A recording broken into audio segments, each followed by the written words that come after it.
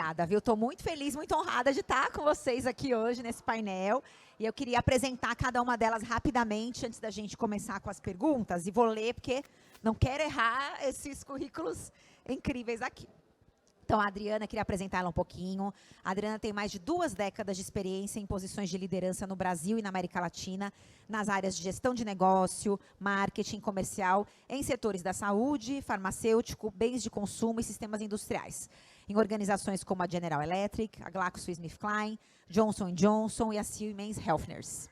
Pós-graduada em Marketing pela Universidade Federal do Rio de Janeiro, com MBA em Negócios pela Fundação Dom Cabral, a Adriana tem ampla vivência na gestão de negócios de alta complexidade, turnarounds, fusões e aquisições, cultura e segmentos diversificados, atuando também de forma ativa na aceleração da inovação, na diversidade e inclusão em prol da sustentabilidade das organizações e da sociedade, exercendo também o papel de conselheira e mentora de profissionais e startups voltadas a esses propósitos.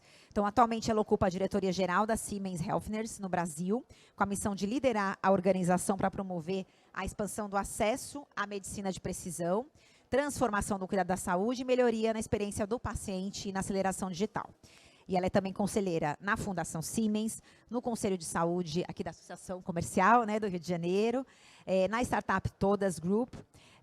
Ela é membro do board da Câmara de Comércio e Indústria Brasil-Alemanha e também do Comitê de CEOs da Anshan Brasil. Obrigada, Adriana, por estar aqui com a gente. Temos também a Lídia aqui conosco. A Lídia é bioquímica, formada pela Universidade Federal de Ouro Preto, com mestrado em Ciências da Saúde pela Universidade de Brasília e MBA em Gestão Empresarial pela Fundação Dom Cabral. Presidente executiva do Grupo Sabin, Medicina Diagnóstica, membro do Conselho Administrativo da Abramed e do Conselho Curador da Fundação Banco do Brasil. Sob a gestão da Lídia, o Grupo Sabin alcançou importantes conquistas, figurando entre as 10 melhores empresas para trabalhar no Brasil, pelo ranking do GPTW, e a melhor empresa para mulher trabalhar no Brasil também pelo mesmo ranking. Empresa mais sustentável do setor de saúde pelo Gibbs de Sustentabilidade, é uma das empresas mais inovadoras e também recebeu esse prêmio, né? Prêmio Valor de Inovação. Obrigada, Lídia, por estar aqui com a gente. Obrigada.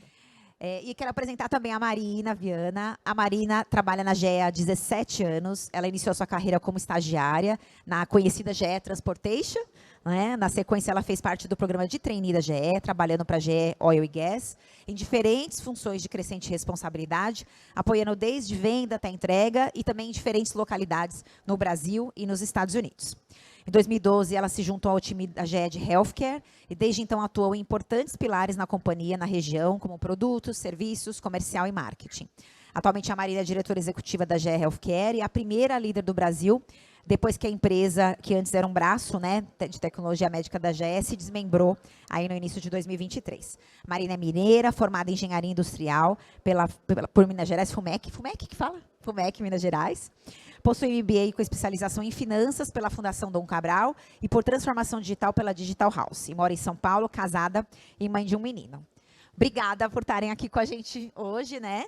E aí vou começar com a Lídia aqui com uma pergunta falando um pouco da carreira, né, Lídia? Você começou como trainee lá no Grupo Sabin, chegou à presidência. Então, eu queria que você contasse um pouquinho como é que foi essa jornada de crescimento, quais foram as oportunidades e os desafios que você enfrentou e venceu aí ao longo dessa sua jornada na empresa. Bem, boa tarde a todos, a todas. Uma grande alegria estar aqui com vocês. Obrigada pelo convite, a iniciativa FIS. E, bem, quando eu falo, né, da minha carreira, e eu acho que antes da carreira vem muito a nossa formação pessoal, né? E eu digo que eu tive, ao longo da minha vida, mulheres muito fortes que me inspiraram, né? A começar pela minha mãe, que desde que, né, eu me lembro, né, de criança, sempre foi uma mulher que trabalhou, né, fora, tinha comércio, depois ajudou meu pai, criou 3 filhos, cuidava da casa, cuidava da família, né, e sempre mostrando que era possível, sim, equilibrar, né, todas as atividades. E eu falo sempre, né, de mulheres fortes que me inspiraram e que depois da minha carreira veio, né, doutora Janete e doutora Sandra, que são as fundadoras do Sabin, e que aí sim, né, com elas eu aprendi muito, né, de vida profissional. Mas eu falo também de uma inspiração muito forte na minha vida, que é o meu pai, né? Porque às vezes a gente fala sempre de inspirações femininas, né? E o meu pai, que hoje tem 82 anos, vai fazer 83, eu digo que é um homem à frente do seu tempo, né? Que desde que eu sou criança, que ele de verdade, né, nos tratava igual ao meu irmão e dizia: vocês têm que estudar, vocês têm que procurar boas oportunidades, fazer o que vocês querem, né, seja trabalhando em alguma empresa, seja montando o seu negócio, né? Meu pai sempre foi empreendedor e sempre teve os negócios dele. Então eu digo que isso para mim também foi um grande impulsionador para a minha carreira depois. Bem, eu sou mineira, né, como vocês já devem ter percebido, moro há 25 anos quase em Brasília, mas não perdi o sotaque de mineiro. E me formei, né, em Ouro Preto. Logo que eu me formei, meu marido é engenheiro, também formado lá na Escola de Minas de Ouro Preto, e ele foi para Brasília um ano antes de mim, eu cheguei um ano depois. Entrei no SEIB, então, em 99, como trainee. Era como estagiária, né? Na época nem existia esse termo de trainee, para falar a verdade, né? E o SEIB também era uma empresa pequena, né? O terceiro laboratório de Brasília, na época. E aí vocês vão vendo que, conforme eu vou falando, a minha história ela se confunde com a história do SEIB, né? Que, de verdade, foi assim mesmo. Eu digo que a empresa foi crescendo, eu fui crescendo junto.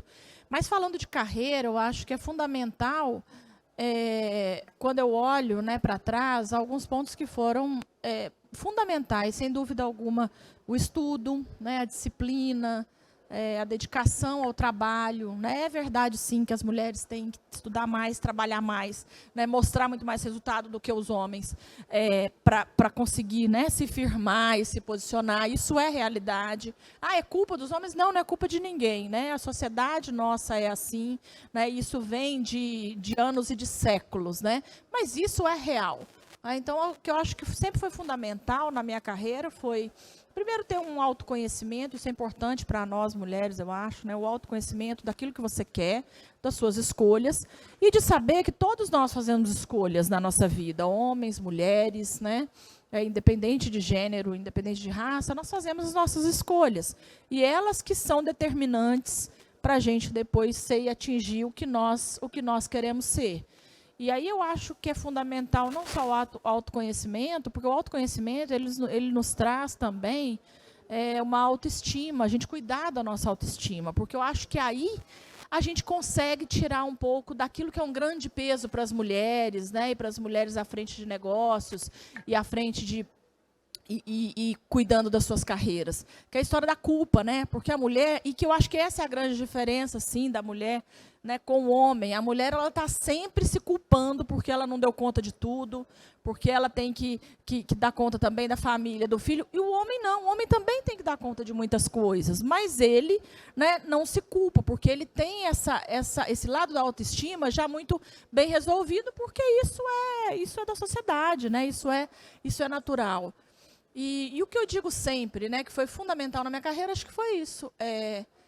Cuidar sempre dela, né, de estar estudando, de estar trabalhando. Não existe milagre para ninguém, não existe segredo de sucesso. É muito trabalho, muita dedicação, muito estudo até hoje.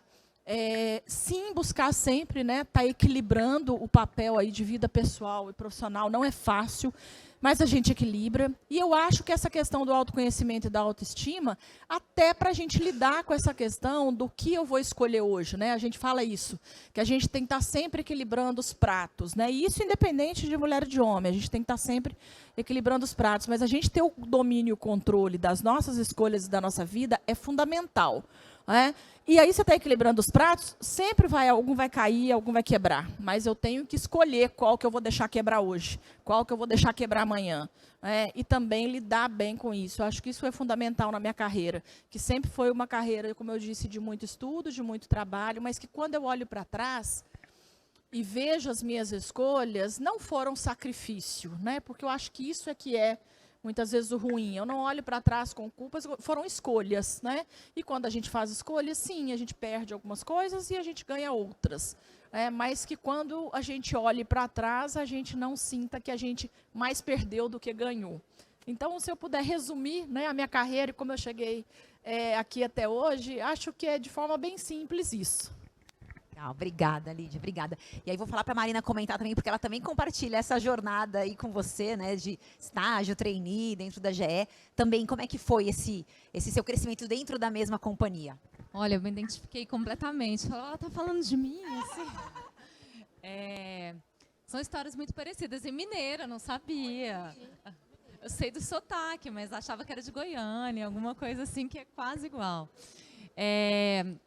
Mas foi uma história bem, bem gostosa de viver, mas muito parecida principalmente na questão de escolhas, né? E aí eu penso que bom que a gente hoje pode fazer escolhas. Que em determinado momento, não muito distante, isso não podia acontecer, né? A mulher era doutrinada a algo e ou aceitava aquilo ou aceitava. Então, acho que a beleza hoje é a gente poder ter esse nível de autonomia, de fazer as nossas próprias escolhas, que não é todo mundo, não são todas as mulheres que têm essa dádiva de vivenciar isso. Então, ao longo da minha carreira, foi muito importante estar em uma empresa que me permitia também fazer escolhas, ter referência na minha família, e eu sempre falo muito da minha avó, sempre que eu estou nesses ambientes, porque a minha avó foi uma das primeiras pedagogas mineiras que foi para a faculdade, que virou depois diretora e coordenadora de uma rede de escolas super grande em Belo Horizonte, e ela foi uma referência, é uma referência para toda a família, para as mulheres da nossa família.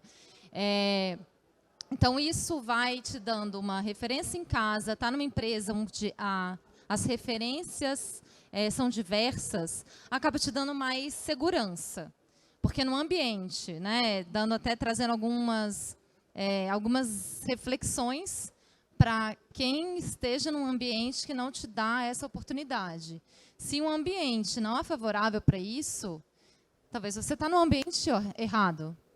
Ou você está ali para ter essa missão de mudar o ambiente. Eu às vezes escuto muito, porque a mulher não tem oportunidade em determinado ambiente. Mas e você que está falando da mulher? Né? Eu acho que a gente precisa reconhecer e precisa apoiar, e precisa ser ativo. Não estou falando, não é para levantar uma bandeira e sair andando, fazendo passeata, não é isso. Mas é ser coerente e empático com aquilo que o outro vive e com o que a gente diz. Né? Então, ao longo da carreira, eu tive muitas oportunidades e aberturas de portas, mas nas diferentes indústrias que eu passei, não foram sempre iguais. Né? Eu vejo muito o mercado de saúde, eu tive mais facilidade até, do que se eu olho para o mercado de locomotivas, que é o que eu comecei, o mercado de óleo e gás, que é um mercado muito masculino. Uma mulher numa plataforma de petróleo é muito diferente de uma mulher dentro de um hospital. Né? Então, isso você vai se adaptando, você vai se encaixando, você vai se entendendo onde é o ambiente que você se enquadra. E as diferentes pessoas, diferentes raças, gênero, também vão adaptando. Né? Porque as pessoas foram criadas assim, as gerações foram crescendo dessa maneira, e elas estão aos poucos se adaptando e trazendo uma maior oportunidade para todos nós, com mais igualdade. Mas chegando até aqui, né, depois de tanta jornada, tantos esforços e dedicação, mas através de escolhas, nada em nenhum momento que eu abone tomada de decisão, eu falo que foi um sofrimento, algo nesse sentido, mas a gente precisa realmente se esforçar mais. Né? E eu espero que isso mude. Né? Você não tenha que esforçar mais. E, felizmente, na GE Healthcare, esse é um caminho que a gente está cada vez mais próximo e sempre buscando trazer isso para a sociedade. Não, bacana. Muito legal essas inspirações familiares, né, dentro da nossa história, né? Acho que a gente encontra muito dessas inspirações, né? Queria falar para a Adriana agora. A Adriana passou por vários segmentos, né? Saúde, farmacêutico, bens de consumo. Queria que você falasse um pouquinho da sua jornada e se teve algum momento que você falou, nossa, isso aqui foi um ponto de virada, isso aqui mudou a chave, mudou o caminho que eu estava traçando na minha carreira. Obrigada, Cris. Bom, boa tarde a todos e todas. Um grande prazer estar aqui. Agradecer ao José e ao Rodrigo por essa oportunidade, para a gente estar batendo esse papo, Marina, Lídia, eu já gostei do tema do painel, né? Porque uma vez, Lídia, não sei se você vai lembrar disso, a gente estava mais que numa entrevista e a gente falou assim, olha, nós queremos falar da pauta de diversidade, sim, mas a gente também quer falar da pauta de negócios. Então, quando o Rodrigo me convidou, eu já fui encantada pelo tema, porque eu vejo que, antes de responder, Cris, a minha trajetória e a trajetória em vários negócios, ela mostra que as organizações que têm diversidade, elas têm resultados diferentes. Elas têm resultados mais robustos, elas têm resultados mais sustentáveis. Isso não sou eu que estou falando. Se a gente abrir hoje qualquer índice das organizações globais ou locais, regionais, a gente consegue ver isso. Então, diversidade, ela não... Ontem eu estava no evento de CEOs falando exatamente sobre isso, falando sobre inovação, mas eu falei, vamos colocar a diversidade na estratégia central do negócio e não na periferia. Claro, é uma questão de compromisso, é uma questão de valores, mas é uma estratégia de negócio. É para que negócios sejam mais sustentáveis, porque se nós temos olhares diferentes, perspectivas diferentes, experiências diferentes, a gente certamente tem resultados muito mais robustos. Então, só falando um pouquinho da minha trajetória, eu venho realmente... Marina, eu trabalhei na GE durante quase 10 anos, também vários segmentos que você colocou, e depois o mercado farmacêutico, hoje há mais de 15 anos no mercado de saúde. E eu acho que cada momento da nossa carreira, a gente tem um grande big aha, né? Seja nos momentos mais difíceis ou nos momentos que a gente dá aqueles saltos, né? Eu, desde o início, né, do meu processo como estagiária, eu sempre fui uma pessoa extremamente curiosa. E eu tenho um grave defeito. Se vocês falarem, Adriana, isso não é para você, e isso você não vai conseguir, aí pronto. Aí é que eu vou. Então, assim, eu trabalhei no início da minha carreira em segmentos que não tinham representatividade feminina. A indústria, por exemplo, automotiva, era uma indústria muito masculina, né? Eu não me via, não tinha representatividade. E tinha uma outra diferenciação, a formação. A minha formação é marketing e administração. E eu estava cercado por homens engenheiros, brancos. Então, era homogêneo de um lado e eu do outro, tendo que falar o mesmo idioma, que não era o idioma que eu também foi o processo da minha formação. Então, sempre muito complexo, em ambientes complexos, ambientes que tinham sempre mais a predominância de homens. Mas eu sou muito grata pelas oportunidades que eu tive na minha vida, pelas empresas por onde eu passei, porque foram empresas que me deram, né? Eu também, claro, que você não é só organização. Eu acho que você tem que ter o espaço, mas a carreira, quem determina a carreira e quem se apodera da carreira somos nós. Essa é a minha crença. Então, eu tive a oportunidade muito nova, lá por volta de 27, 28 anos, sentar na minha primeira cadeira de board.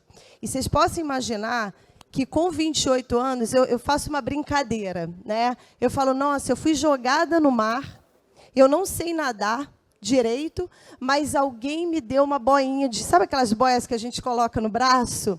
Que foram líderes que me ajudaram e me impulsionaram. Fora, claro, a minha formação, a minha família, que sempre foi meu porto seguro. O meu processo de formação, respeito muito a minha ancestralidade e de onde eu vim. Então, eu fui ali para aquele board. Obviamente, tinha uma mulher no board que era a líder, a VP de RH. O resto eram todos homens, da mesma característica que eu coloquei para vocês. E eu tinha uma missão. Primeiro, sobreviver. Eu precisava sobreviver àquilo. E, de novo, eu aprendi, acho que foi o grande aprendizado desse período da minha carreira, aprendi a importância da colaboração para crescer rápido. Então, eu estabeleci muitas conexões com os pares, com times, Para o quê? Para que eu pudesse entender o que era aquela dinâmica daquela reunião, daquele board, daquela equipe. Então, acho que esse primeiro, a colaboração para crescer, a colaboração para que você possa entender mais o que não é dito.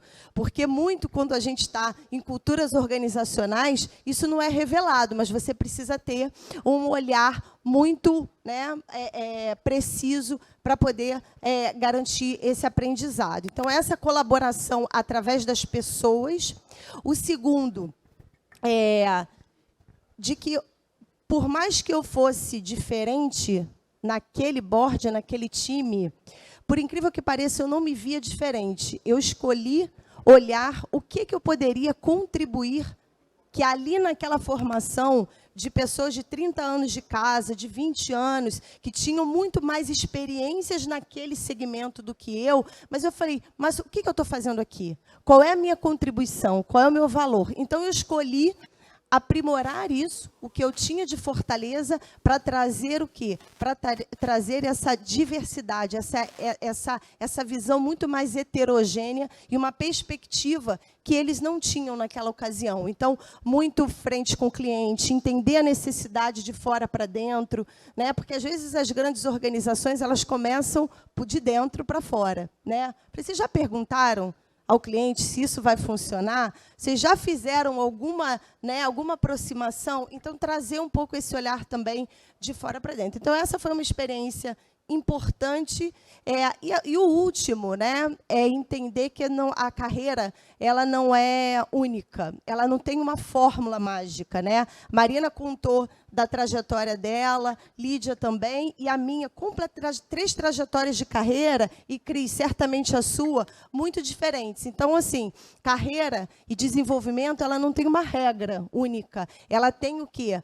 Quando tiver oportunidade, explorem a oportunidade. Oportunidade para aprender. E aqui eu não falo de cargo somente, simplesmente que projetos, que oportunidades estão sendo colocadas, e vai lá e captura a oportunidade, né? E como meu filho mais novo fala, ele fala assim, mamãe, eu estou com medo, mas eu vou com medo mesmo. E é assim que é. Então, a gente tem que pensar também, claro, a gente quer estudar mais, a gente quer se preparar melhor para a reunião, a gente quer falar quando a gente tem mais certeza, mas é importante também que a gente aprenda com o caminho e com a jornada, porque a gente nunca está pronto para sentar em nenhuma cadeira. E se está pronto é porque tem alguma coisa errada, né? Porque a gente precisa aprender nas funções que a gente e nos desafios que a gente tem.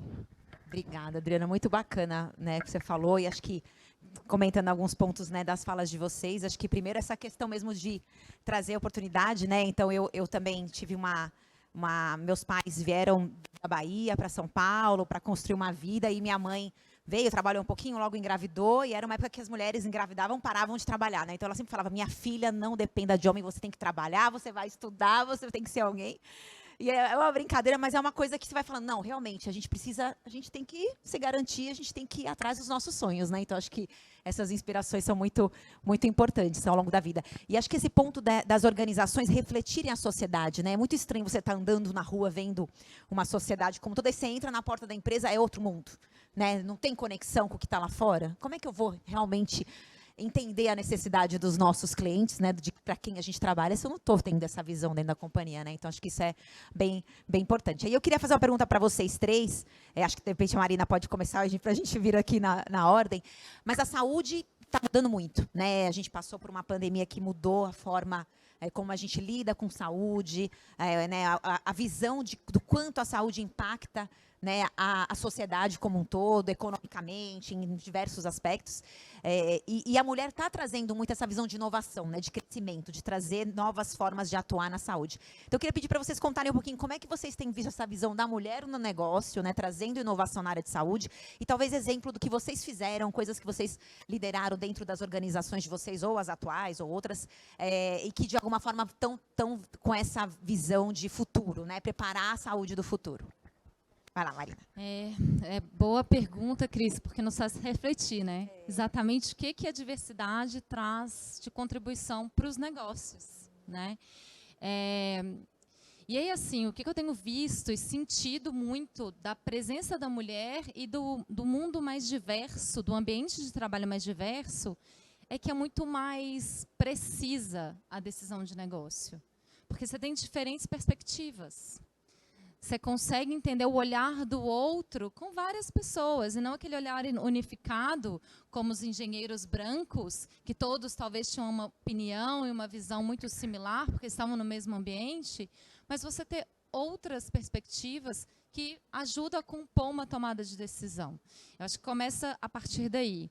Da mulher específico, não existe um estereótipo, um padrão, mas é mais comum, digamos, que a mulher tem um pouco mais de empatia, sensibilidade, né? É um perfil, um valor das mulheres, né? Como os homens têm os seus valores. Então, cuidado com o profissional, muitas vezes é um valor agregado que a mulher traz, é uma sensibilidade do impacto no cliente, que não necessariamente seria refletido numa determinada conversa, saber como impacta a mulher uma tomada de decisão, porque no mercado de saúde, a mulher paciente, como que a mulher paciente vai se sentir naquele contexto?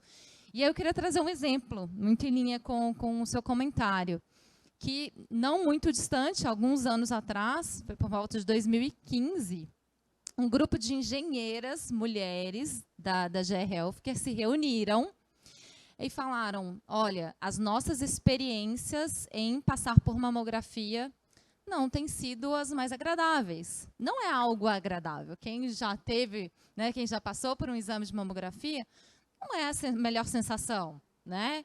E elas se juntaram e desenvolveram um mamógrafo em que elas pegavam e faziam o exame. Então, isso nos permitiu desenvolver um produto na GE Healthcare, que foi no nosso Pristina em 2017, a gente lançou aqui, onde a mulher tem um domínio da pressão. O que isso gerou? Mais conforto para as mulheres, gerou mais precisão no exame, porque quando a gente identificou cerca de 30% melhor pressão feita quando as mulheres dominam o equipamento e elas mesmas fazem. Então, quando nós mesmos fazemos, a gente sente menos dor, ou a gente se sente mais confortável em gerar ter um controle maior, né? A gente tem um controle maior daquela pressão. Não, pera, se continuar a doer mais, eu paro. Mas você ter o controle. Então, essa sensação de controle trouxe um benefício para o diagnóstico, trouxe um benefício do conforto do paciente.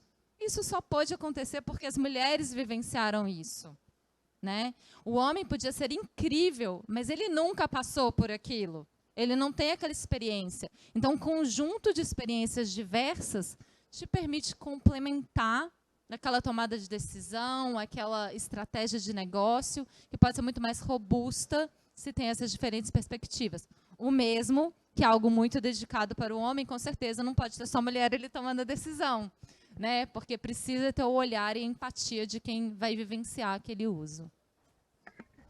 Lídia.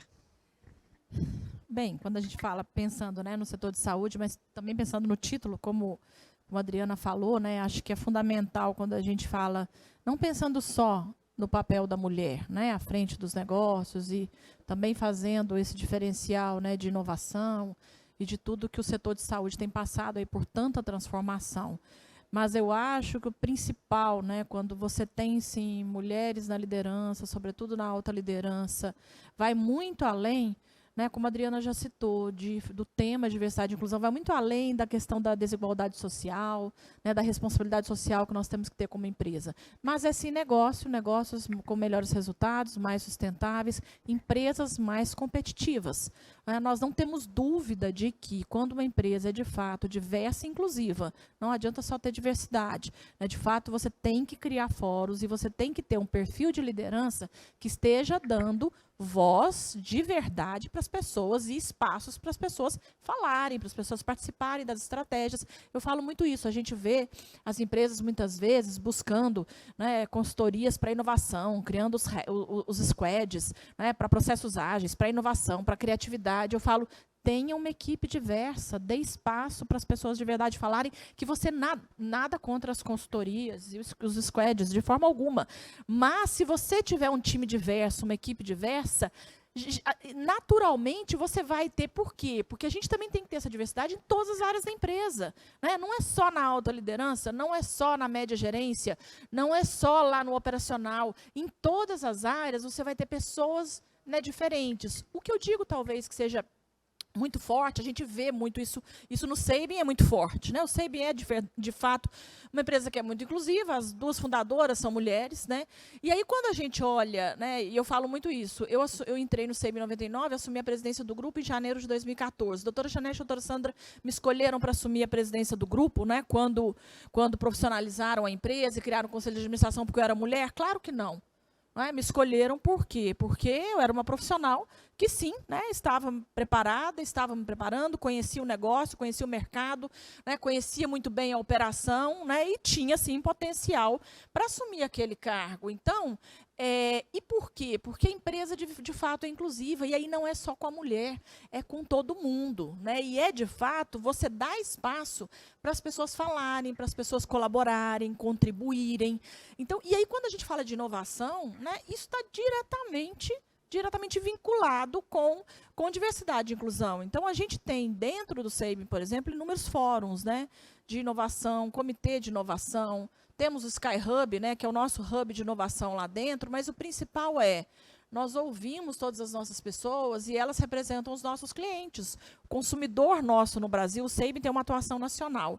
Em todas as regiões, né, onde nós estamos, as diferenças culturais são absurdas. O país é muito heterogêneo, muito diverso.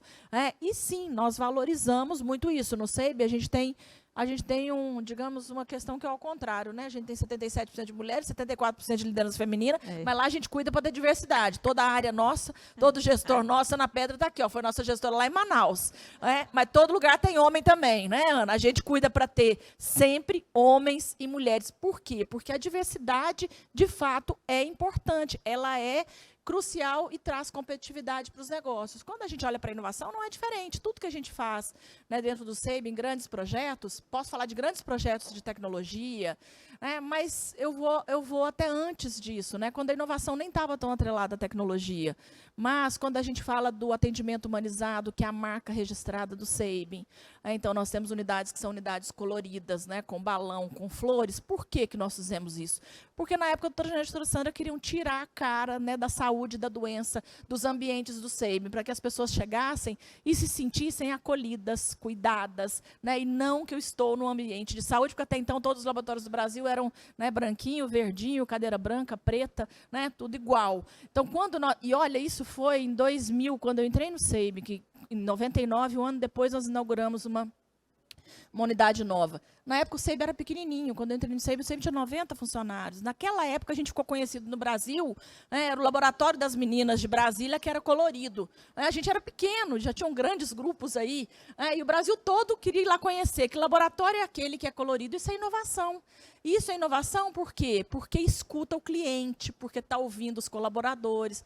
E essa é a trajetória do Sabin. Hoje nós temos um reconhecimento pelo cliente como uma marca que é uma marca, né, hospitaleira, acolhedora, de sensibilidade. Eu não tenho dúvida de que isso vem muito dos atributos e do que é a característica das mulheres, né, da questão da sensibilidade, né, da questão do acolhimento. Agora, de novo, a inovação, ela está atrelada sempre a você dar espaço para todas as pessoas diferentes, né, ouvirem. A alta liderança do Sabin tem muitas mulheres e tem muitos homens também. E homens, e eu digo sempre, a riqueza está aí. Eu falo lá, eu tenho um monte de diretor homem, gestor homem, aí eu falo assim, gente, os homens eles têm uma habilidade que eu admiro, né? O homem ele consegue fazer uma reunião de 1 hora e falar só sobre o tema da reunião, não é? Nós, mulheres, a gente vai à reunião, a gente fala de um monte de coisa, da cor do esmalte, eu estou olhando o sapato ali, eu estou olhando a bolsa, o cabelo, né, e tal, estou prestando atenção na reunião, estou vendo o que está acontecendo ao redor, não é?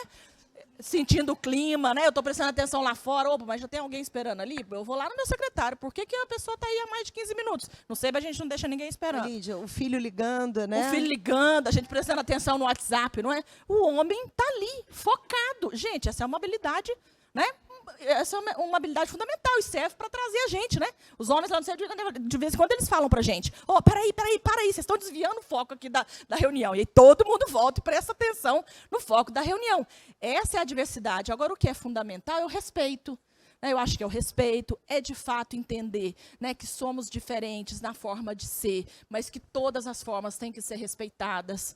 E a gente fala muito isso também, que nesse tema diversidade e inclusão, muitas vezes, criou-se também um nós contra eles. Né? Assim, o problema, meu marido fala isso, né? Fala assim, agora eu não falo mais nada, porque eu não posso falar mais nada, que tudo a gente está errado. Né? O homem está sempre errado. Não é isso.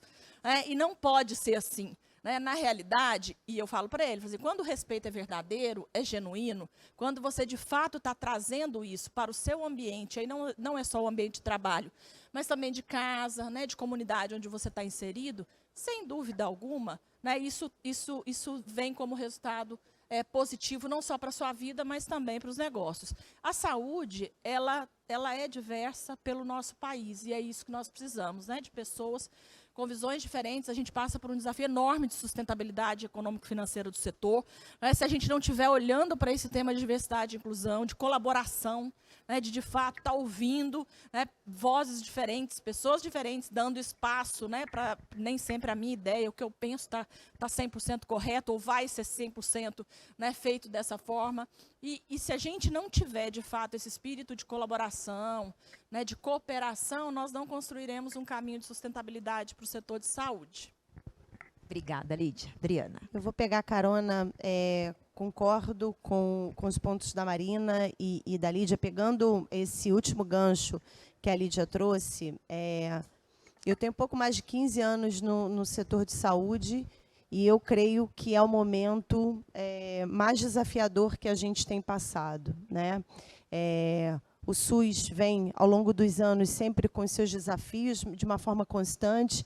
A saúde suplementar, hoje, num desafio na sua cadeia de custos, alta pressão, não há um olhar de diferenciação para desfecho ainda no Brasil. Então, nós temos, né, uma questão da fragmentação, pouca digitalização. A gente fala muito que nós temos dados, mas a gente tem dados isolados, que isso não se transforma em informação precisa para que a gente possa fazer uma redução, por exemplo, de custos. Então, para todo lugar que a gente olha para a saúde, a gente tem desafios de acesso à saúde de qualidade. A gente está aqui no Rio de Janeiro, se a gente pegar um carro, qualquer transporte e andar, daqui a pouquinho a gente já vê uma realidade completamente diferente da realidade que a gente está aqui. Então, mediante a isso, trazendo o ponto da diversidade, trazendo gênero, eu vejo que essa composição, né, de líderes e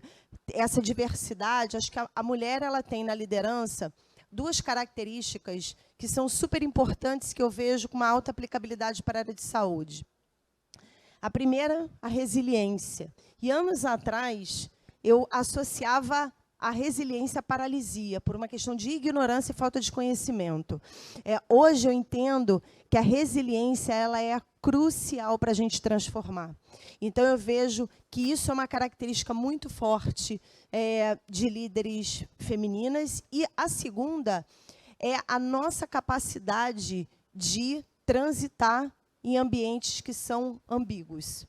Então, a Lídia falou, nossa, a gente está, claro que tem o ponto, né, da gente ter um olhar mais ampliado, e aí que é bom, né? Eu falo que boards só com mulheres, ou boards só com homens, ou boards só com uma experiência, eles não são os mais atrativos. Né? Então, essa diversidade, ela possibilita que a gente realmente tenha perspectivas e cresça com agilidade.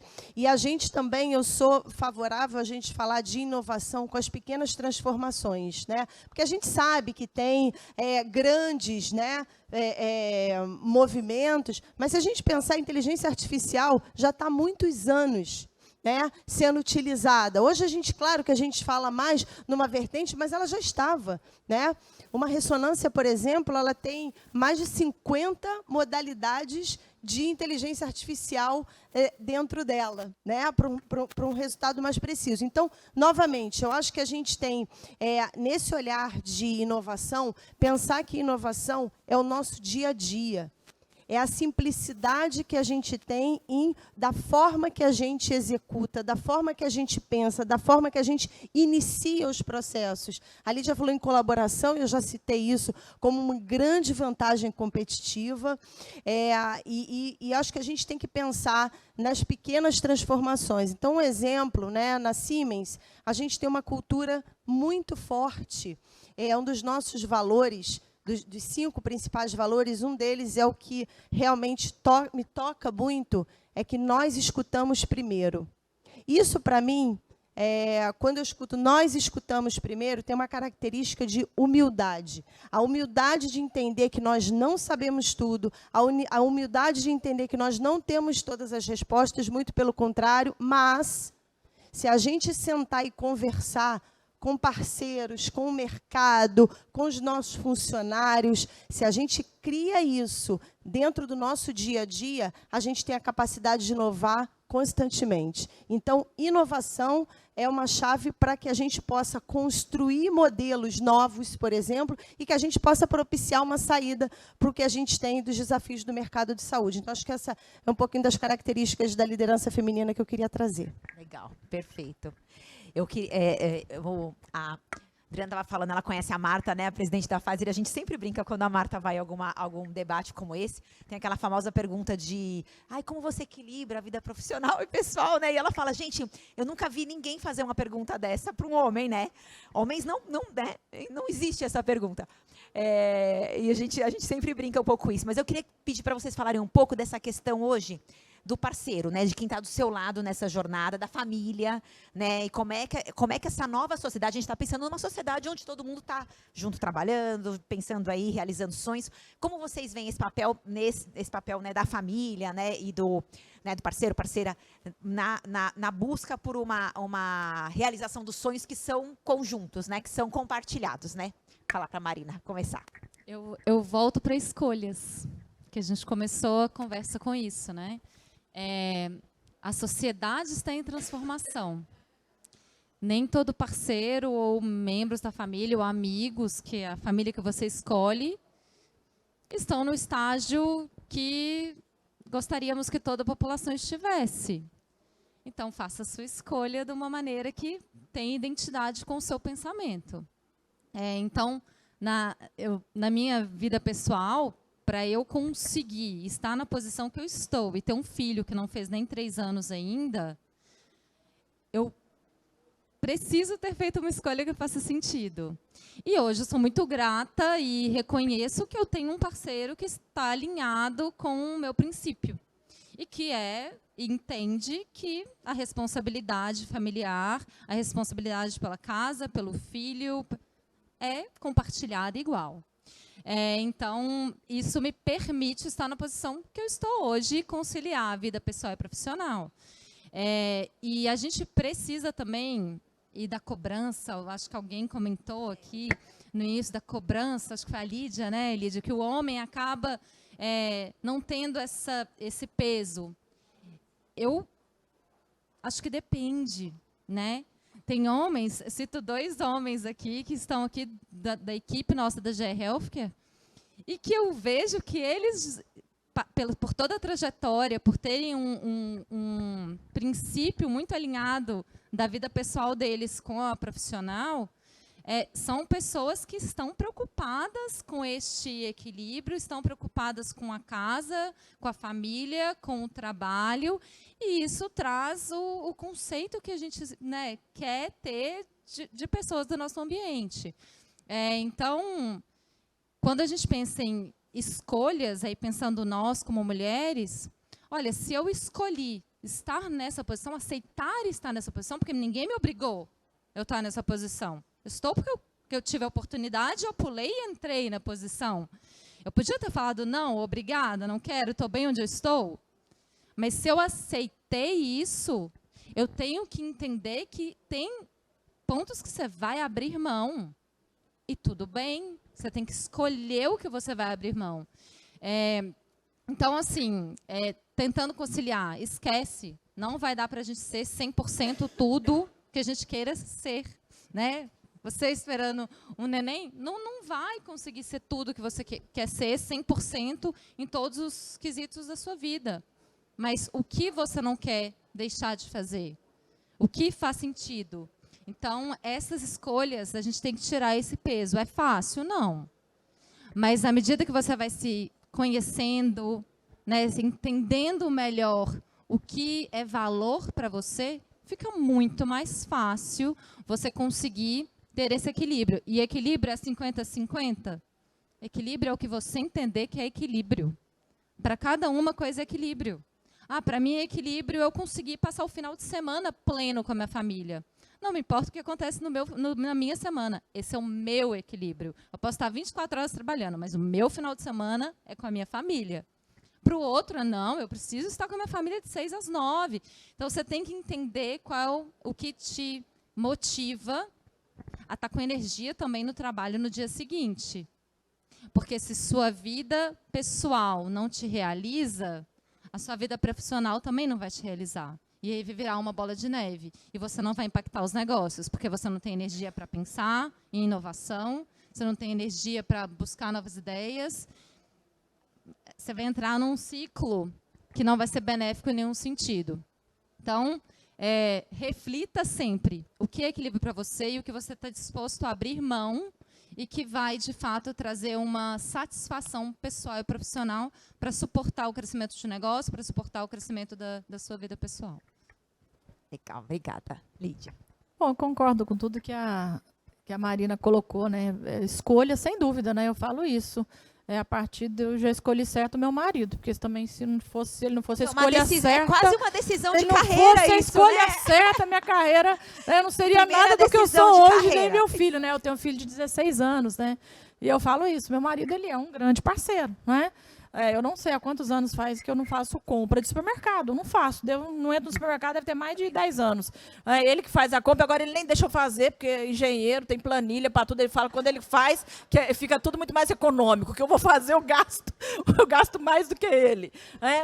Mas eu acho que aí é a questão de dividir mesmo, né? De dividir o que faz. Lá em casa, saúde, é exame, é tomar vacina, é marcar consulta, é ir no médico, é ir no dentista, é tudo comigo, né? Ele nem sabe o que está se passando. Mas eu acho que é muito isso, de entender que tanto o papel da mãe quanto do pai, da mulher quanto do homem, seja em casa, seja com os filhos, né? E no trabalho, tem a mesma importância e a mesma relevância. Como eu disse no início, a gente está equilibrando os pratos o tempo todo. E, de vez em quando, um vai cair. Né? Eu sou uma pessoa, eu gosto, até porque eu sou mineira. Mineiro tem isso, gosto de casa, né, de casa arrumada. Eu gosto de colocar flores em casa e tal. Não, minha casa está sempre arrumada? Claro que não, porque aí isso sou eu que faço. Né? Eu não posso pedir para o meu marido fazer isso, que ele não sabe também, e fica ruim. Né? Então, eu falo assim, mas a gente entender que, de vez em quando, vai estar do jeito que a gente gosta, de vez em quando não, e que está tudo bem, né? Que eu acho que esse é a grande questão. Eu acho que a gente tem um ponto que quando eu estou falando, por exemplo, meu marido e eu temos 50 anos, a gente vem, como eu já citei, de uma sociedade patriarcal, de uma sociedade, sim, de fato, né? Nós temos amigos da nossa idade, né? Meu marido tem amigos que são, sim, né? Muito machistas, que as mulheres não trabalham, que as mulheres ficaram, né, em casa, de fato, cuidando dos filhos, da casa. Essa é uma realidade. Eu tenho certeza que neste ambiente aqui nós não temos isso, mas em muitos ambientes isso é muito comum, né? Mineiro, né? Minas é um estado, né? Muito heterogêneo, né? Mas sim, né? Com essa história do machismo muito, muito forte, né? A família tradicional mineira, né? Então, assim, eu tenho tios, o meu pai, como eu disse, não, né? Mas eu tenho primos meus, por exemplo, que quando eu casei, teve um primo meu que me visitou e ele saiu lá de Brasília, eu tinha um ano de casada. E ele chegou lá em casa, minha mãe falou, vou falar para você, o casamento da Lídia não dá certo, não, porque o marido dela chega em casa todo dia, ela não está em casa, não tem janta, não tem comida, ele não sabe o que vai comer. Falou isso para minha mãe e para o meu pai, quando chegou lá em Minas, que meu casamento não ia dar certo. Mas o que eu digo é assim, essa é uma geração, então, que a gente ainda tem, né, pessoas pensando diferentes.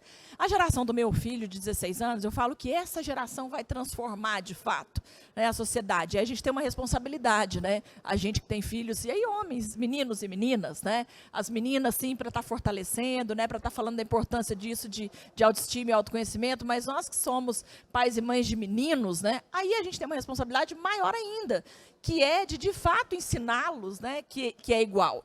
O exemplo não tem nada mais forte do que isso, né? Então, o meu filho, por exemplo, para ele nem faz sentido quando você fala, né, de qual a diferença de homem e de mulher, de branco para o negro, né? Para ele não faz sentido isso, porque para ele isso já é natural.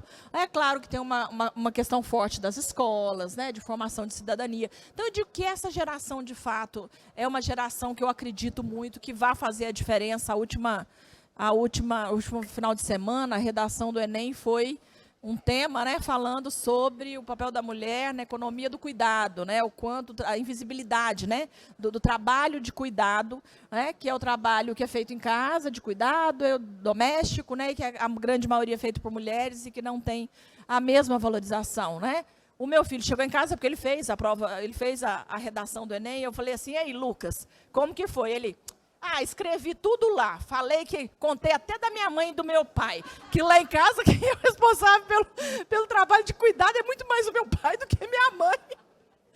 Então, assim, eu digo que isso já é tão natural para eles, né, que eu acredito, de fato, que vai se transformar. De novo, eu falo que, quando a gente fala de equilíbrio, né, de vida pessoal e profissional, eu acho que é um cuidado e uma atenção que todos nós temos que ter, porque, e aí, quando eu entrei no mercado de trabalho há 25 anos atrás, a gente não podia falar isso, né? A gente não podia levar os nossos problemas para o trabalho, né? Era uma relação também com o trabalho muito diferente, e que também era muito mais pesado para a mulher por isso, né? Eu acho que o próprio movimento da mudança da relação, né, com o trabalho, isso também traz um pouco mais de leveza para as mulheres, né? Porque antes a gente não podia dizer que a gente ia sair porque o filho estava doente, né? Hoje, isso é muito bacana, né? Lá no SEIB, às vezes o homem fala, eu preciso buscar meu filho porque está doente na escola, a escola chamou, né? Eu preciso ir na apresentação do Dia dos Pais do meu filho.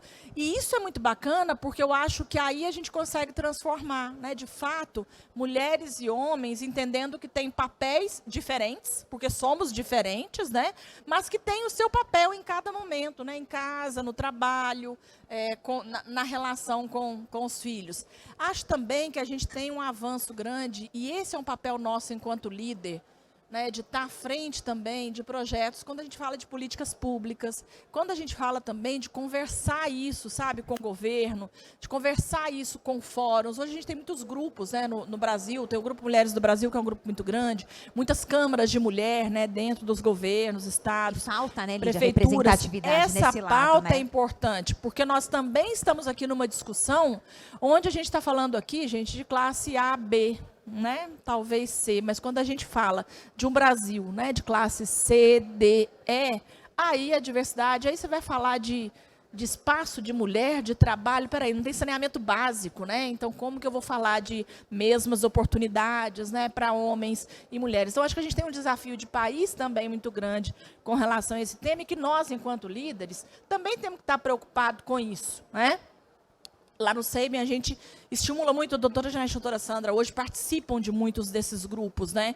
E falam da importância dessa agenda para a gente levar para outras empresas estarem participando também, porque a empresa ela tem um poder muito grande, né, na economia do país, né, no desenvolvimento da economia, né, e enquanto sociedade. Então, eu acho que nós, com as nossas empresas, e aí não precisa ser muita coisa, não, né, não precisa ser grandes projetos, mas que a gente também se dedique um pouquinho a isso, a contribuir com políticas públicas, né, a estar também colocando isso como uma agenda prioritária, que eu acho que a gente consegue talvez avançar um pouco mais rápido.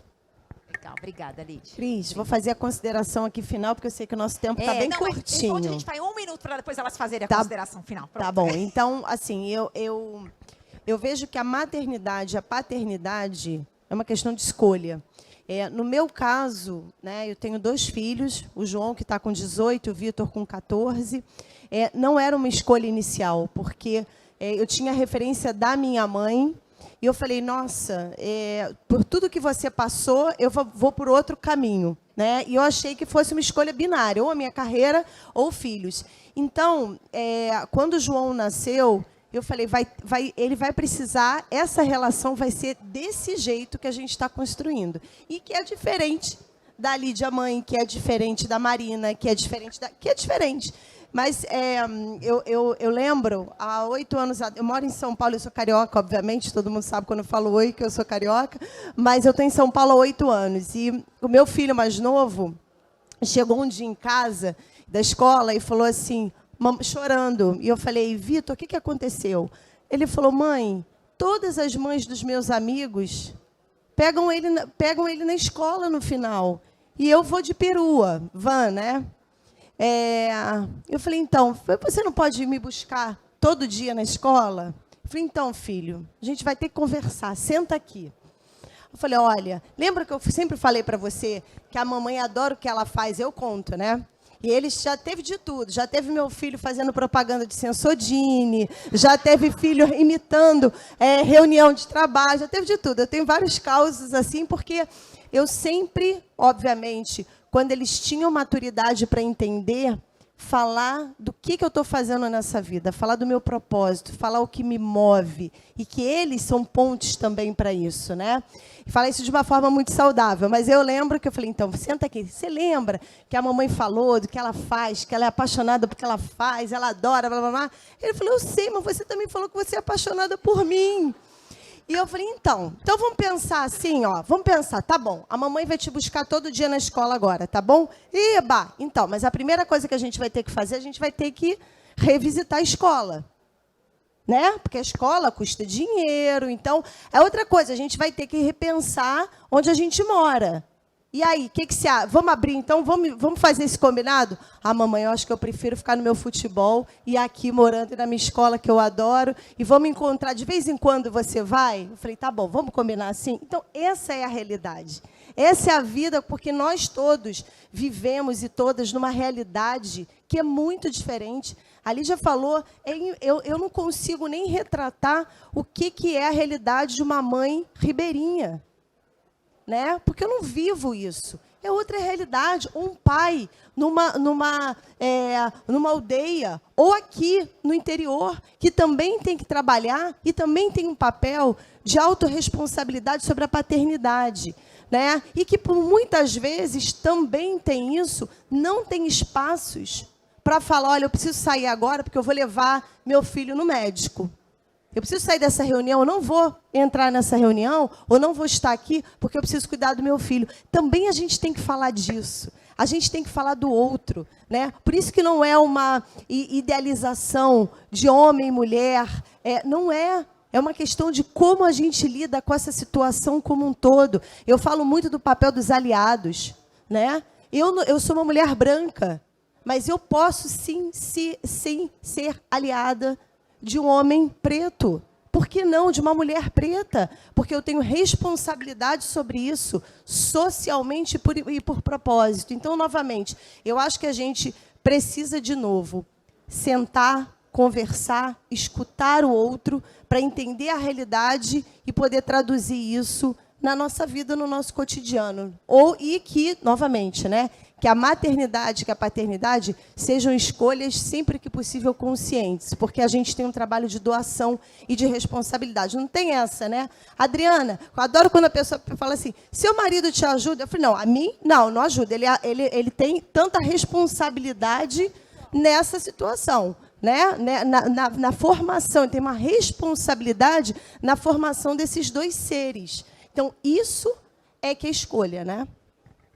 Verdade. Gente, a gente podia ficar a tarde inteira aqui, né? A gente tem que encerrar, infelizmente, esse painel, mas eu queria pedir então, para cada uma falar uma palavrinha, né? Uma palavra, uma mensagem muito curta para inspirar as novas gerações. Eu acho que foi muito bacana essa conversa e eu vejo a diferença que vocês podem fazer para as gerações que estão vindo, porque as nossas gerações não tinham muito onde olhar, né? Se olhava, às vezes não tinha os modelos para a gente se inspirar, eram poucos os modelos, né? E é tão bacana que hoje a gente tem tantos modelos para a gente se inspirar. Então, eu queria pedir para cada uma poder falar aí uma mensagem, uma palavra aí para incentivar essas mulheres que estão vindo e que querem ocupar cada vez mais espaço na transformação dos negócios. Vai. Ainda bem que você falou uma mensagem. Eu vou ser rápida, mas uma palavra muito difícil. Mas eu acho assim, seja autêntico. A gente se reconheça, seja autêntico, assuma riscos. Nunca a gente vai estar pronto para nada. Assuma riscos, mas traga alguém junto, né? Tenha um mentor para te apoiar quando você for tomar um risco, né? Riscos que você possa ter um apoio. E, por último, o que você falar, haja de acordo. Não levante uma bandeira que você não executa ela. Porque, senão, você é completamente inconsistente e sem transparência, sem clareza e não traz nenhum benefício para a sociedade ou para qualquer coisa que você esteja fazendo. Bom, a minha mensagem, eu acho que é um pouco do que tudo que a gente falou aqui, mas é falar assim, olha, as relações, elas têm que ser relações pautadas em transparência, confiança, respeito, empatia. Aí, de verdade, colaboração e cooperação. Eu acho que isso vale para as mulheres, né, conseguirem ocupar mais os seus espaços, para ter uma relação melhor, né, nos ambientes de trabalho. Eu acho que essa é a saída para a gente resolver vários dos desafios que a gente tem. Não só de diversidade e inclusão, mas de sustentabilidade econômica, financeira do setor de saúde, né, que nós precisamos resolver isso aí nos próximos anos. E isso é fundamental quando a gente fala de colaboração e cooperação para grandes projetos de inovação, incorporação de novas tecnologias. Então, na realidade, se nós queremos ter negócios de fato mais perenes, sustentáveis, a gente tem que estar olhando para todos esses pilares com o olhar da colaboração, da cooperação, do respeito, da confiança, né, e da transparência. Mais uma vez, muito obrigada. Uma alegria estar aqui com vocês. Duas mensagens principais. Eu acho que, primeiro, não só para as mulheres, né, mas para todos nós, trabalhar muito a nossa autoconfiança, o nosso autoconhecimento, né? Entender o que realmente a gente quer. E, segundo, ter a leveza, né, nessa jornada, porque a gente precisa se vulnerabilizar realmente, né? Falar, olha, montar uma rede de apoio, falar, olha, eu não estou dando conta, né? Ou então estou fazendo o meu melhor. E nem que o melhor seja 30% do que você possa fazer, mas esse é o melhor que você pode dar nesse momento, hoje. Então, ter essa... A gente já vive, né? A gente está falando do mercado de saúde, mas a gente está vivendo num momento tão crítico, né? Com uma relação tão tensa, de opiniões muito polarizadas, né? Falta de compreensão e olhar no outro. Então, trazer essa leveza nas nossas relações, com os nossos filhos, com aqueles que a gente quer impactar, eu acho que isso é super importante para a nossa vida, afinal, nós somos seres integrados, né? Não existe a Adriana aqui, presidente da Siemens Healthineers, e a Adriana mãe, a Adriana filha. Eu sou um ser integrado. Então, pensando nesse ser, que nós somos seres integrados, a gente realmente precisa se respeitar para respeitar o outro, né? Entender os nossos limites para que a gente possa seguir causando impacto e fazendo o nosso melhor pela sociedade. Foi um prazer e uma delícia estar aqui com vocês. Obrigada, Marina. Obrigada, Lídia. Obrigada, Cris. Obrigada a vocês por estarem aqui com a gente. Obrigada, Fis, aí, pela oportunidade desse bate-papo. Obrigada, gente.